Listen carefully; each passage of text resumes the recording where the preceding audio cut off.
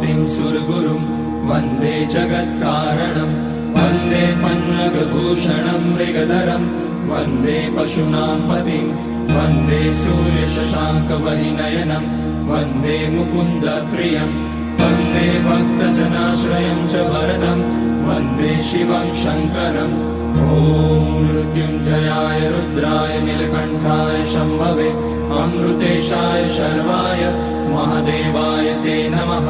नमस्तेऽस्तु भगवन् विश्वेश्वराय महादेवाय त्र्यम्बकाय त्रिपुरान्तकाय त्रिकाग्निकालाय कालाग्निरुद्राय नीलकण्ठाय मृत्युञ्जयाय सर्वेश्वराय सदाशिवाय श्रीमान् महादेवाय नमः।